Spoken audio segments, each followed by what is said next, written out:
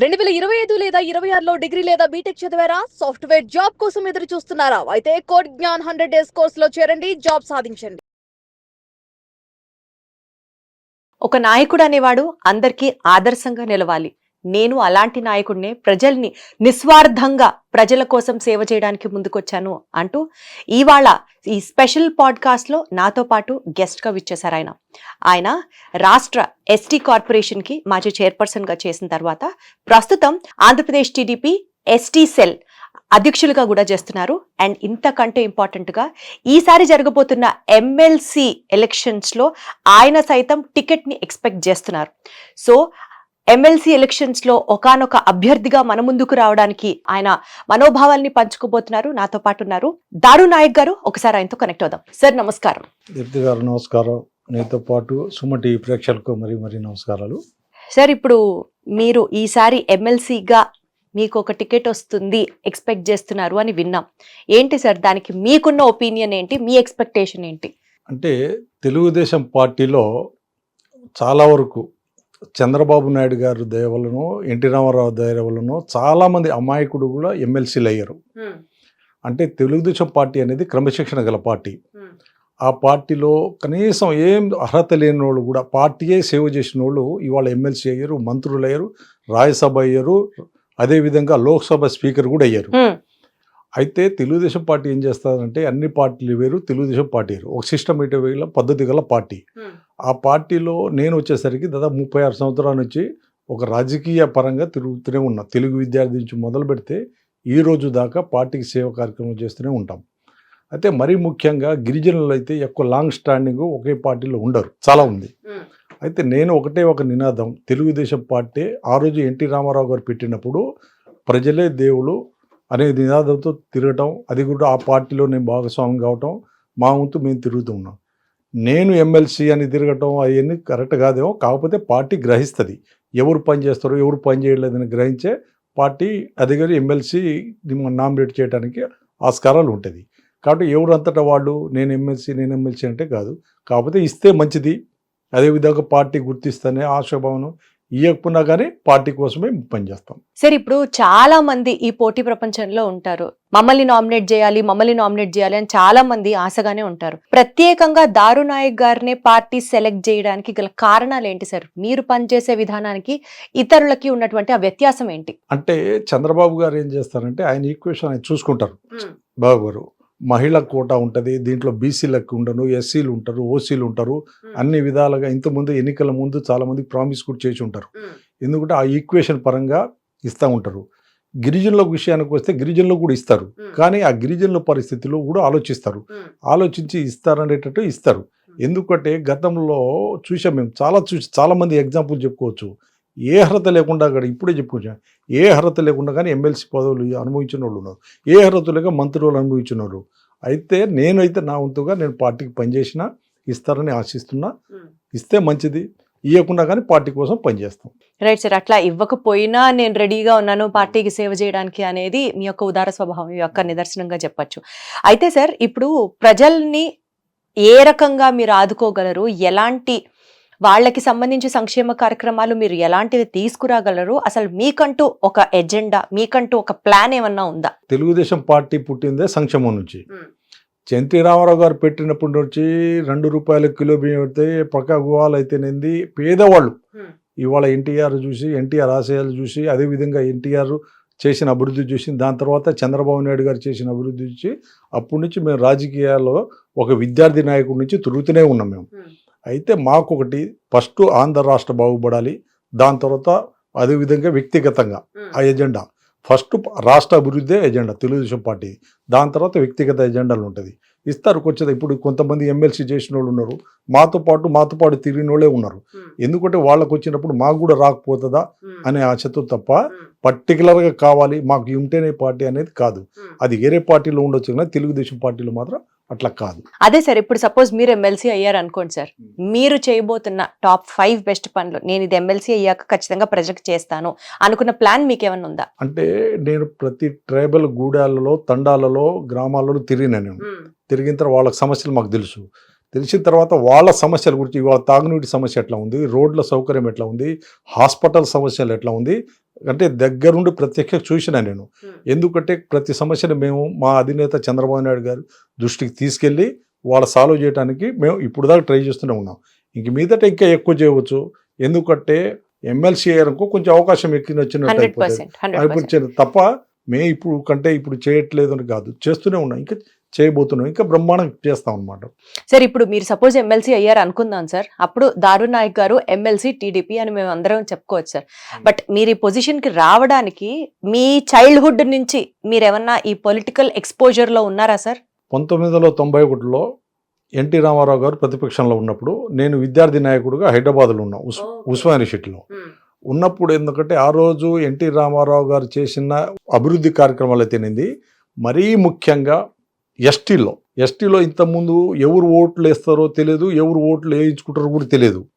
నేను ఓటేస్తేనే ఎమ్మెల్యే అవుతారు, నేను ఓటేస్తేనే ఎంపీ అవుతారు అనేది ప్రజలకు తెలిసింది ఎప్పటి నుంచి? 1982 మార్చి 29 ఎన్టీ రామారావు గారు ఏ రోజు పార్టీ పెట్టారో ఆ రోజు నుంచి ప్రజల్లో ఒక చైతన్యం మార్పు వచ్చింది. అప్పటి నుంచి అరే మన ఓటుకు అంత విలువ ఉందా అని తెలిసింది ఎన్టీ రామారావు గారు పార్టీ పెట్టిన తర్వాతనే. అయితే ఆ ఎన్టీ రామారావు గారిని చూసుకుంటా, ఎన్టీ రామారావు గారు అభివృద్ధిని చూసుకుంటా ఇవాళ ప్రజలలో మనం కూడా ఒక సేవా కార్యక్రమాలు చేయవచ్చు అనే ఉద్దేశంతోనే నేను చదువుకునేటప్పుడు హైదరాబాద్లోనే 91లో తెలుగుదేశం పార్టీ అనుబంధ సంఘం అయినట్టు తెలుగు విద్యార్థి ట్విన్ సిటీ ప్రధాన కార్యదర్శి చేశాను. అప్పటి నుంచి రాజకీయ జీవితం స్టార్ట్ అయింది. దాని తర్వాత తెలుగు విద్యార్థి రాష్ట్ర ఉపాధ్యక్షుడిగా, అదేవిధంగా ఎస్టీసీఎల్ కార్యదర్శిగా, ఎస్టీసీఎల్ ఉపాధ్యక్షుడిగా, అదే విధంగా అబ్జర్వర్లుగా, దాని తర్వాత తెలుగుదేశం పార్టీ గిరిజన విభాగం అధ్యక్షుడిగా, ఎస్టీ కార్పొరేషన్ మాజీ చైర్మన్గా, ఇవన్నీ అవకాశం తెలుగుదేశం పార్టీ ఇచ్చింది. ఎందుకంటే ఒక పార్టీయే పదవులే ముఖ్యం కాదు, మనం పని చేసుకుంటూ పోతే ఆటోమేటిక్ పదవులు వస్తాయి. అది తెలుగుదేశం పార్టీ ప్రతి కార్యకర్త దీనికి ఆలోచిస్తూ ఉంటారు. అవకాశం వచ్చింది అనుకో చేస్తారు, రాకుండా కానీ ఏం ఫీల్ కారు, దాన్ని ఫీల్ కావాల్సిన అవసరమే లేదు. ఎందుకంటే ఆ టైం వచ్చినప్పుడు చూస్తారు. ఇప్పుడు అన్ని పదవులు లోకేష్ గారు చంద్రబాబు గారు తీసుకోలేరు కదా, కష్టపడిన వాళ్ళకే ఇస్తారు కదా, దానికి మనం చేసుకోవాలి. కానీ ఏదో బయట నుంచి తప్పుడు ప్రచారం చేస్తూ ఉంటారు, అది కరెక్ట్ కాదు. కాకపోతే తెలుగుదేశం పార్టీ ఎవరు కష్టపడతారో వాళ్ళకే పదవులు వస్తాయి. సార్ మీరు చాలా ఆనెస్ట్ గా నిజాన్ని కూడా చక్కగా చెప్తున్నారు. అంటే ఏమాత్రం ఫీల్ కాకుండా, ఒకవేళ పదవి ఇవ్వకపోయినా నేను ఈక్వల్ గా స్పోర్టివ్ గా పనిచేస్తాను పార్టీకి అని చెప్తున్నారు. బట్ అదర్వైజ్ మీకు ఏమన్నా అష్యూరెన్సెస్ ఇచ్చారా సార్? చంద్రబాబు గారు కానీ లోకేష్ గారు కానీ ఎప్పుడన్నా చెప్పారా మీకు? పేదరికం నుంచి వచ్చిన దాంట్లో నాకంటే పేదవాళ్ళు ఎవరు ఉండరు. అయితే అంటే ఎట్లా సార్, ఏ బ్యాక్గ్రౌండ్ నుంచి వచ్చారు?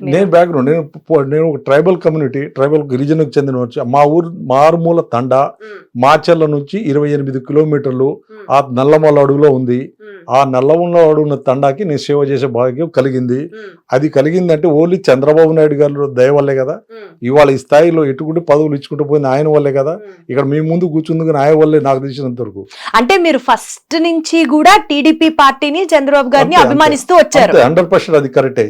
ఎందుకంటే చాలా మంది లెక్చర్ ఇస్తారు. నేను చాలా రాజకీయాలు చూసినా కానీ అదే అమ్మ బాగలేదని అమ్మని మార్చగలవా, నాన్న బాగలేదని నాన్న మార్చగలవా, అన్ని కబుర్లు చెప్పుకుంటే జెండాలు మారుస్తారు.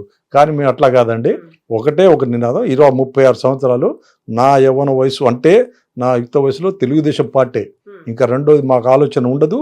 ఏదొచ్చినా కానీ పార్టీ నినాదం మా నినాదం. ఎందుకంటే ఇవాళ అభివృద్ధి రాష్ట్రం జరిగిందంటే తెలుగుదేశం పార్టీ వల్లే. ఇవాళ గతంలో మీరు చూశారు, తెలుగుదేశం పార్టీ అధికారం లేకపోవటం వల్ల ఎన్ని కోల్పోవాల్సి వచ్చిందో ప్రజలనే ఉద్దేశంతో. కానీ దానికి తగినట్టు ఇవాళ ప్రజలు కూడా ఈరోజు సంతోషంగా ఉన్నారు, ఆనందం అని ఇవాళ పంచుకుంటున్నారు, ఆనందానికి ఎంజాయ్ చేస్తున్నారు ఇవాళ కూటమి ప్రభుత్వంలో. అదే జగన్మోహన్ రెడ్డి ఉన్నప్పుడు మొత్తం దుర్మార్గంగా వచ్చారు మనం చూసాం. అందుకబట్టి పార్టీ ఏ పార్టీ ఏదైనా తెలుగుదేశం పార్టీ ఇవాళ గర్వంగా చెప్పుకోగలుగుతారు. ఇవాళ గల్లీ నుంచి ఢిల్లీ దాకా కూడా తెలుగుదేశం పార్టీ అని కాలరెగరేసుకుని తిరిగే సత్తా ఇప్పుడు ఆల్రెడీ టీడీపీ క్యాండిడేట్కి ఉంది, కూటమి నాయకులకే ఉంది. సార్ మీరు ఇప్పుడు ఇలా అంటున్నారు, నిన్న ప్రతిపక్ష నాయకులు కొంతమందితో మాట్లాడుతూ ఉన్నప్పుడు వాళ్ళు ప్రస్తావించిన అంశం ఏంటంటే జంతర్ మంతర్ దగ్గర జరిగినటువంటి స్టూడెంట్ ప్రొటెస్ట్లో, జెన్సీ ప్రొటెస్ట్ ఏదైతే జరిగిందో, సౌత్ నుంచి మరీ ముఖ్యంగా టీడీపీ నుంచి కానీ కూటమి నుంచి కానీ ఒక్కళ్ళు కూడా నోరెత్తిది తప్పు అని ఎందుకు చెప్పలేకపోయారు అని అన్నారు. దానికి ఇప్పుడు అధికార పార్టీలో ఉన్న మీరు ఏం సమాధానం చెప్తారు? అంటే లా అండ్ ఆర్డర్ సమస్య ఇక్కడ బ్రహ్మాండం ఉందమ్మా. ఇక్కడ ఆంధ్రప్రదేశ్లో బ్రహ్మాండం ఉంది. ఎటువంటి సమస్య లేదు. సమస్య ఉంది ఢిల్లీలో. ఇప్పుడు నీట్ అంటారా, ఆ నీట్ అనేది అక్కడ లోకల్ పాట. కాకపోతే ఇక్కడ మాత్రం ఒకటి, మనకు బ్రాండు చంద్రబాబు, మనకు అభివృద్ధే చంద్రబాబు. నీకు ఏ రాష్ట్రము, ఏ రాజధాని, నీకు ఏ ఊరు అది అంటే మాది ఉన్నది బ్రాండే చంద్రబాబు బ్రాండు. మాకు ఇంకా అదే పెద్ద ఆదాయం అనే ఉద్దేశంతోనే ఇక్కడ ఉన్న యూత్ మాత్రం చంద్రబాబు గారి నమ్మకం మీదనే ఎటువంటి అవాంఛనీయ సంఘటనలు కానీ, ఎటువంటి ధర్నాలు కానీ, రస్తారోకలు కానీ, ఎటువంటి ఇలాంటి అలజడి ఏం జరగలేదు. అంటే వాళ్ళు అంటున్న మాట ఏంటంటే ఆ ధర్నా జరిగే టైంలోనే చంద్రబాబు గారు వచ్చి మోడీ గారిని కలిశారు, కానీ అసలు స్టూడెంట్స్ గురించి ప్రస్తావించలేదు. అదే రోజున పవన్ కళ్యాణ్ గారు ఎందుకు మాట్లాడలేదు? రాష్ట్రం అంతా దేశం అంతా మాట్లాడుతున్నప్పుడు మన ఆంధ్రప్రదేశ్ రాష్ట్రానికి సంబంధించి పవన్ కళ్యాణ్ గారు ఎందుకు మాట్లాడలేదు? ఇప్పుడు నీట్ అనేది సెంట్రల్ గవర్నమెంట్కి సంబంధించిందమ్మా. చంద్రబాబు నాయుడు గారు అనే ఒక రాష్ట్రానికి ముఖ్యమంత్రి, ఆయన పరిధిలో ఆయన ఉంటారు. ఆయన అభివృద్ధి కార్యక్రమాల కోసమే అక్కడికి వెళ్ళారు, కానీ నీటి గురించి మాట్లాడటానికి మాత్రం అదే విధంగా దాని గురించి వెళ్ళలేదు.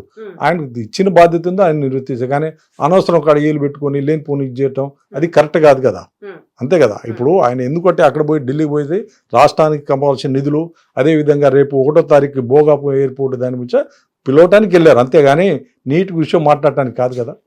అందుకబట్టి అక్కడికి వెళ్ళారన్నమాట. సరే, ఇప్పుడు ఆంధ్రప్రదేశ్ అభివృద్ధి గురించి మాట్లాడితే మీరు చాలా గొప్పగా చెప్తున్నారు, చంద్రబాబు గారి గురించి కానీ, లోకేష్ గారి గురించి కానీ, ఆంధ్రప్రదేశ్ ప్రగతి పదంలో ముందుకెళ్తుంది అని మాట్లాడుతున్నారు.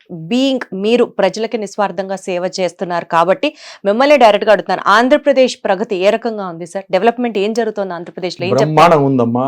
ఎందుకంటే కూటమి ప్రభుత్వం 2019 అధికారం కోల్పోయిన తర్వాత ప్రజలు ఎంత ఇబ్బందులు పడ్డారో ఒక పెద్ద రాష్ట్రానికి పెద్ద దిక్కుగా చంద్రబాబు నాయుడు గారు అనుభవించారు. ఎందుకంటే అమరావతి ఏంది, పోలవరం అయితేంది, సర్వనాశనం చేసి పడేశారు జగన్మోహన్ రెడ్డి గారు. అయితే ఈ రాష్ట్రానికి రక్షించాలి, రాష్ట్ర అభివృద్ధి దశలో తీసుకెళ్ళాలి. చంద్రబాబు గారికి ఆశ అనేది ఏం లేదు. ఒకే ఒక అబ్బాయి, ఆయన బ్రహ్మాండ ఒక పొజిషన్లో ఉన్నారు లోకేష్ గారు.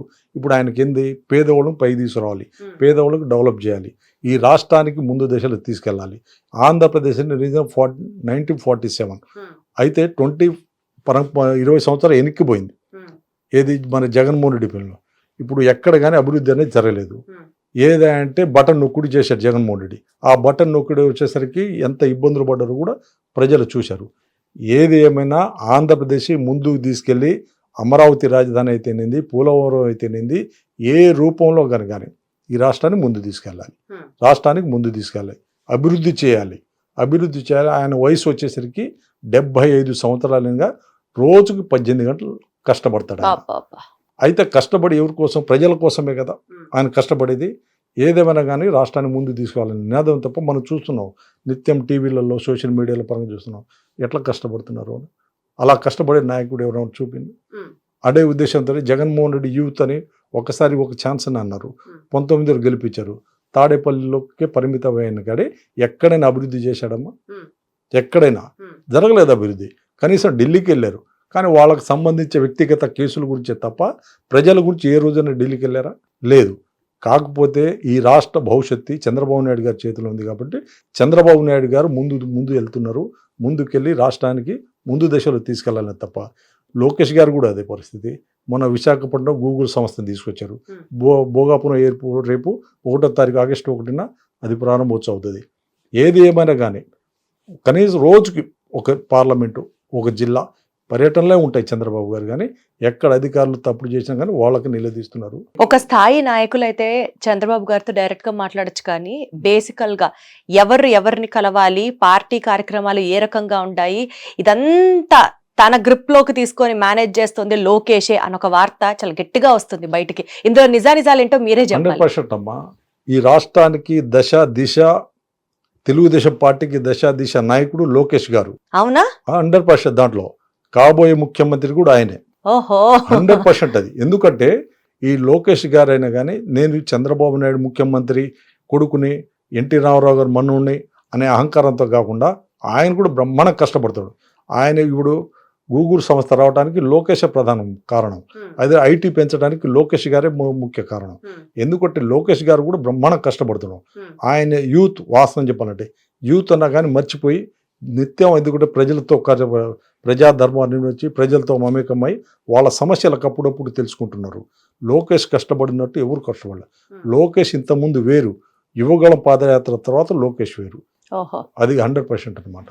సార్ ఆల్రెడీ ఆంధ్రప్రదేశ్ ప్రజలందరికీ ఒక క్లారిటీ వచ్చేసింది. చంద్రబాబు నాయుడు గారి నాయకత్వంలో అమరావతి మన రాజధాని, అమరావతిలో శరవేగంగా నిర్మాణ కార్యక్రమాలు జరుగుతున్నాయి అంటూ జనాలందరూ నమ్ముతున్నారు. ఈ స్ట్రెచ్ లో వెళ్తున్నప్పుడు జగన్ గారు మావిగన్ ఇదే మన నెక్స్ట్ క్యాపిటల్ అన్నట్లుగా ఒక కొత్త ప్రపోజల్ తీసుకొచ్చారు. మావిగన్ కి సంబంధించి అసలు క్లియర్ కట్ క్లారిటీ ఏముందో ఆయన మైండ్ లో, దాన్ని ఎలా ఎగ్జిక్యూట్ చేస్తారో ఇవన్నీ పక్కన పెడితే మీరేమనుకుంటున్నారు? ఈ మావిగన్, ఈ క్యాపిటల్ కాంట్రవర్సీ గురించి మీ టేక్ ఏంటి? అంటే జగన్మోహన్ రెడ్డి గారు ఒక మాజీ ముఖ్యమంత్రి. ఈరోజు అంటే మాజీ ముఖ్యమంత్రి అంటే ముఖ్యమంత్రికి కొంత అవగాహన ఉన్న వ్యక్తి అనుకోవాలి. కానీ మాజీ ముఖ్యమంత్రి అయిన తర్వాత కూడా అవగాహన లేకుండా మాట్లాడటం కరెక్ట్ కాదు. ఎందుకంటే ఒక్కొక్కరి రాజధానికి వేల కోట్ల రూపాయలు ఖర్చు చేస్తూ ఉన్నారు. ఇదే జగన్మోహన్ రెడ్డి గారు గతంలో ప్రతిపక్షాల్లో ఉన్నప్పుడు ఒకే రాజధాని, అమరావతి రాజధాని, నేను కూడా ఇక్కడ ఇల్లు కట్టుకుంటున్నా, నా కాపురం కూడా ఇక్కడే పెట్టుకుంటున్నా అని చెప్పి అసెంబ్లీలో తీర్మానం పెట్టి, అదే అధికారం వచ్చిన తర్వాత రాజధాని 3 రాజధానులు వెళ్ళటం ఆ రోజు హాస్యాస్పదంగా ఉండే. ప్రజల మొత్తం అసలు చీ అనుకున్నారు. 3 రాజధానులు ఎక్కడ చరిత్రలో లేదు, 3 రాజధానులు ఏందని అనుకున్నారు. దానికి కరెక్ట్ తీర్పు అనేది 2024 ఎలక్షన్లో ప్రజలు ఇచ్చారు. ఈరోజు ఏమంటున్నారు? ఒక మాజీ ముఖ్యమంత్రిగా మావిగన్ అంటున్నారు. ఈ మావిగన్ అనేది కొత్త పదంలో ఉంది. గతంలో ఏంటంటే 3 రాజధానులు కొత్త పదం లాగుంది, ఈ మావిగన్ అయింది అన్నట్టు ప్రజలు నవ్వుకుంటున్నారు. ఒక్కొక్కరి రాజధాని నడుస్తూనే ఉంది, అభివృద్ధి జరుగుతూ ఉంది. అదేవిధంగా చూస్తూనే ఉన్నారు కళ్ళ ముందు. ఎందుకంటే కేంద్ర మంత్రులు అయితేనేంది, రాష్ట్ర మంత్రులు అయితేనేంది, ఆ అభివృద్ధి చేస్తున్న కార్యక్రమం ప్రజల మొత్తం చూస్తూనే ఉన్నారు. కానీ మావిగన్ అనేది ప్రజలకు తప్పుదారి పట్టించడానికి. ఎందుకంటే ఒక మాట ఏంటంటే గొడ్డలి పార్టీ అంటారు, ఇంకోటి రఫ్ అంటున్నారు. అసలు ఏంది రాష్ట్ర భవిష్యత్తు, ఆంధ్రప్రదేశ్ ఎటుపోతుంది అనే ఉద్దేశంతోనే ప్రజలు ఆలోచిస్తున్నారు. ఒక్కళ్ళి చంద్రబాబు నాయుడు గారు కష్టపడుతూ ఉంటే ఈయన మావిగన్ అని ప్రజలకి ఆందోళన కార్యక్రమాలు చేస్తూ ఉన్నారు. ఏంది ఈయన పిచ్చి పాలన కాకపోతే ఒక అవగాహన ఉన్న వ్యక్తి, ఒక మాజీ ముఖ్యమంత్రి అనిపించుకున్న వ్యక్తి. మావిగన్ అంటే ఏంది అసలు అర్థం కావట్లేదు. నా గన్ అంటారు, గుంటూరు అంటారు. అదేవిధంగా బెజవాడ, విజయవాడ, గుంటూరు ఈ మధ్యలో కలిపి అదే మావిగన్ అంటారు. ఆయన ఏం మాట్లాడుతున్నా ఆయనకే అర్థం కావట్లేదు. దీనికి ప్రజలు అనేది అర్థం చేసుకున్నారు. ఇంకా ఆయనకి బుద్ధి రాలేదు, వాస్తవం చెప్పకూడదనే ఉద్దేశంతోనే ఇవాళ ప్రజలు కూడా అసహించుకుంటున్నారు. అది కరెక్ట్ కాదు. ఎందుకంటే ఈ రాష్ట్రం అభివృద్ధి పరంలో దూసుకొని పోతా ఉంది. ఒక్కొక్కళ్ళి పోలవరం, ఇంకొకళ్ళు ఏంటంటే రాజధాని పరంగానే అయితేనేంది అమరావతి, అదేవిధంగా విశాఖపట్నానికి అయితేనేంది, కర్నూలుకి అయితే ఉంది. సమతుల్యంగా అన్ని చోట్ల అభివృద్ధి జరుగుతా ముఖ్యమంత్రి తీసుకెళ్తా ఉంటే చంద్రబాబు నాయుడు గారికి అప్రిషియేట్ చేయబోయి విమర్శించటం మావిగన్ అంటారు. ఇంకోటి ఏంటంటే మేము వస్తే రఫ్ అంటారు. అదేవిధంగా ఇంక మేము గొడ్డలి పాట ఏదేదో అంటున్నారు. వాళ్ళకు తెలియక అంటే మీరు చూస్తూ ఉన్నారు. ఒక్కొక్కళ్ళి తల్లిని దూరం చేసుకున్నారు, ఇంకోళ్ళు చెల్లిని దూరం చేసుకున్నారు. ఏం మాట్లాడుతున్నా ఆయనకి అర్థం కావట్లేదు. సార్ ఇప్పుడు సమగ్రంగా ఆంధ్రప్రదేశ్ డెవలప్మెంట్ జరుగుతుంది అని మీరు అంటున్నారు కదా. ఉత్తరాంధ్ర చూసుకుంటే సరే మీరు అన్నట్లు ఒక ఎయిర్పోర్ట్, ఇంకా అటువైపు నుంచి ఇంకా బోలెడన్ని డెవలప్మెంట్ రావచ్చు, గూగుల్ సంస్థ కావచ్చు, ఇట్లా. తర్వాత సెంట్రల్ ఆంధ్రాకు సంబంధించి సరే ఇప్పుడు అమరావతి శరవేగంగా నిర్మాణం జరుగుతోంది. అలాగే రాయలసీమ ఈ ప్రాంతాలలో ఏం డెవలప్మెంట్ జరుగుతుంది సార్? రాయలసీమకి ఖచ్చితంగా హబ్ తీసుకొచ్చారండి. మొన్న మోటార్ల కంపెనీని తీసుకొచ్చారు. తిరుపతిలో మొన్న మీరు చూశారు, శంకుస్థాపన కూడా చేశారు. అదేవిధంగా రాయలసీమ ప్రతి పార్లమెంటు నియోజకవర్గానికి చంద్రబాబు నాయుడు గారు వెళ్తున్నారు. ఎందుకంటే రాయలసీమ వ్యక్తి చంద్రబాబు నాయుడు గారు పదే చెప్తారు, రాయలసీమ నాది, రాయలసీమ నేను అభివృద్ధి చేస్తా. రాయలసీమకి అదేవిధంగా అనంతపూర్ అయితేనేది, కర్నూలు అయితేనేది, చిత్తూరు అయితేనేది, అన్ని విధాలుగా సమతుల్యంగా రాయలసీమ కూడా అభివృద్ధి తీసుకెళ్తా ఉన్నారు. ఎందుకంటే ఈయన ఇలా మాటలు చెప్పి చేతల్లో చూపాడు. చంద్రబాబు నాయుడు గారు చేతల్లో చూపిస్తూ ఉన్నారు. ఎందుకంటే అభివృద్ధి అనే నినాదం. ఆయనకున్న ఎజెండా ఏంటంటే రాష్ట్రానికి ముందు తీసుకెళ్ళాలి. ముందు తీసుకెళ్లి ప్రజల ముందు ఉత్తేజపరిచి ఆంధ్రప్రదేశ్ అనేది 20 సంవత్సరాలు వెనకబడ్డ ఆంధ్రప్రదేశ్ని అదేవిధంగా విజన్ 2047 ముందుకు తీసుకెళ్లి ఈ రాష్ట్రానికి అభివృద్ధి చేయాలి. గతంలో జగన్మోహన్ రెడ్డి చెప్పారు, ఒక్క ఛాన్స్ చెప్పారు. ఒక ఛాన్స్ అయిపోయింది. ఒక్క ఛాన్స్ రాక కులాల మతాల మధ్య చుచ్చు పెడుతున్నారు. ఈ రోజు ముద్రగడ్డ పద్మనాభం గారి ఇష్యూ కూడా తీసుకొస్తున్నారు. ఆయన డబ్బులు ఇచ్చి ప్రోత్సహిస్తున్నారు. లేనిపోని కంకుజు, కాపు సామాజిక వర్గంలో కూడా లేనిపోని కంకుజు తీసుకోవటానికి, ప్రజలను అట్లా రెచ్చగొట్టడానికి. అసలు ముద్రగడ్డ పద్మనాభం ఇష్యూ వేరు, ఇక్కడ జరుగుతున్నది వేరు పరిస్థితి. ఎందుకంటే అది కరెక్ట్ గా దీనికి కులపరంగా మీటింగ్లు పెట్టించి డబ్బులు ఇచ్చి మీటింగ్ పెట్టిస్తున్నాం. ఇది కరెక్ట్ కాదు కదా. ఎందుకంటే ఆంధ్రప్రదేశ్ కులం లేదు, మతం లేదు. ముద్రగడ పద్మనాభం గారి హోల్ ఎపిసోడ్ అయిన తర్వాత టీడీపీ పార్టీ కాపులకి దూరమైంది అని ఒక మాట, అంటే అది ప్రచారంలోకి తీసుకొస్తున్నారు. వాళ్ళు దూరపడి ప్రజలకు టీడీపీ పార్టీ ప్రజల దగ్గర ఉన్నారు, మంచి వాళ్ళందరి దగ్గర ఉన్నారు. వాళ్ళు ఎందుకంటే ఏదో రాజకీయ అలజడి సృష్టించి పబ్బం గడపాలని, అంటే ఇది కేవలం ప్రతిపక్షాల మాట. అంతే కదా మాత్రం, అంతే కదా. ఇప్పుడు వాళ్ళకు సభలు పెట్టి డబ్బులు పెట్టేది వాళ్ళే కదా, మీటింగ్లు పెట్టిస్తున్నారు, కుల మీటింగ్ పెట్టిస్తున్నారు. దాంట్లో ఏదో చంద్రబాబు నాయుడు గారు రెచ్చగొట్టి మాట్లాడిపిస్తున్నారు. అది దానికి అలజోడి సృష్టించాలి. తెలుగుదేశం పార్టీకి కాపులు దూరం అని చెప్పాలి. ఇది కరెక్ట్ కాదు కదా. ఇవాళ తెలుగుదేశం పార్టీలో కాపులు బ్రహ్మాండంగా ఉన్నారు. పవన్ కళ్యాణ్ గారు బ్రహ్మాండం చూసుకుంటున్నారు. అదేవిధంగా నిమ్మగడ్డ మా రామానాయుడు గారు చాలా మంది ఉన్నారు. ఇవాళ బీసీ, ఎస్సీ, ఎస్టీ, మైనార్టీలు, కాపులు మొత్తం తెలుగుదేశం పార్టీలోనే ఉన్నారు. ఎందుకంటే ఏ పరంగా అభివృద్ధి చేస్తూ ఉన్నారు. అదేవిధంగా చంద్రబాబు నాయుడుకి అభివృద్ధి ఒకటే, కాపులు ప్రత్యేకంగా దృష్టి పెట్టి వాళ్ళకల్లి ఇంకా డెవలప్ చేయాలని ఆలోచిస్తూ ఉన్నారు. అదే అందరూ ఎక్స్పెక్ట్ చేస్తున్నారు సార్. ఎస్పెషల్లీ పార్టీ అధికారంలోకి వచ్చిన తర్వాత కాపులకి మంచి రోజులు రాబోతున్నాయి ఆయన మీద పెట్టుకున్నటువంటి కాపు కార్పొరేషన్ పెట్టిందే చంద్రబాబు. అబ్సల్యూట్లీ కాపు కార్పొరేషన్ పెట్టిందే చంద్రబాబు. ఎన్నికల ముందు జగన్మోహన్ రెడ్డి కాపులకు అది ఇస్తానని వాళ్ళ ఓట్లు దండుకొని వాళ్ళకు ముండి చేయి చూపించారు. చంద్రబాబు నాయుడు గారు కాపులు ఇంత ముందుకు బాగా చేసి ఇప్పుడు కూడా బాగానే చేస్తున్నారు. ఎందుకంటే బ్రహ్మాండం జరుగుతూ ఉన్నారు. ఇవాళ కాపులు సంతోషంగా ఉన్నారంటే చంద్రబాబు నాయుడు కూటమి ప్రభుత్వంలోనే. కానీ వాళ్ళలాగా రెచ్చగొట్టట్లేదు కదా. వాళ్ళలాగా రెచ్చగొట్టే రాజకీయం తెలుగుదేశం పార్టీ చేయదు. అది పరిస్థితి. అంటే కాపులు వాళ్ళు లేరు, కులాల మతాల పట్ల పెట్టాలని వాళ్ళ ఆలోచన. అది ప్రజలు కూడా నమ్మట్లేదు. ఎందుకంటే ఈ కులాల మతాలు కరెక్ట్ కాదు కదా. రాష్ట్ర అభివృద్ధి ఇంపార్టెంట్ కదా. ఈ కులాల మతాలు తాత్కాలికమే. ఎందుకంటే రాష్ట్ర అభివృద్ధిలో దాంట్లో మంచి జరిగితే దాంట్లో మనం ఉంటాం, అంతే తప్ప ఇంకేం కాదు. Super sir. సార్ మీకు చంద్రబాబు గారికి, మీకు లోకేష్ గారికి ఉన్నటువంటి ఆ సాన్నిహిత్యం ఏంటో చెప్తారా? ఏం లేదమ్మా, నాకు గిరిజన నాయకుడు, అదే నా నిజాయితీకి నేను పనిచేస్తానని తెలుసు. అందుకని నాకు దగ్గర తీసుకుంటారు. ఎస్టీలకు బాగా పనిచేయాలి, ఈ రాష్ట్రాన్ని ముందుకు తీసుకెళ్ళాలి. ఎస్టీలకు సంబంధించిన ఏ సమస్య కానీ ఈ రాష్ట్రాల్లో ఉండకూడదు. అదే మరీ ముఖ్యంగా ఏజెన్సీలో అయితే డోలీ వ్యవస్థ నడుస్తుంది. ఇంతకుముందు ఏజెన్సీలలో ఎక్కడ పడితే అక్కడ చాలామంది హాస్పిటల్స్ లేక, డాక్టర్లు సరిగ్గా లేక, రోడ్లు సరిగ్గా లేక ఎక్కడెక్కడ చనిపోయేటోళ్ళు. అదే విషయం గిరిజన తండాలు రోడ్డు సౌకర్యం సరిగా ఉండదు, అదేవిధంగా డాక్టర్లు ఉండరు. కానీ ఈ కూటమి ప్రభుత్వం వచ్చిన తర్వాత పవన్ కళ్యాణ్ గారు, లోకేష్ గారు గిరిజన గ్రామాలలోనే అభివృద్ధి జరగాలి, ఎక్కడ కానీ తప్పు జరిగిన కానీ క్షమించని ఉద్దేశంతోనే అధికారులు నిలదీసి రోడ్లు వేస్తూ ఉన్నారు. కోట్ల రూపాయలు ఖర్చు పెడుతున్నారు, రోడ్లు వేస్తూ ఉన్నారు, డాక్టర్ని పంపిస్తూ ఉన్నారు, అభివృద్ధి చేస్తూ ఉన్నారు, మంచినీటి సమస్య లేకుండా కూడా చేస్తూ ఉన్నారు. మీరు ఎక్కడ చూడు ఈరోజు సమస్య ఉందా? ఏం లేదు.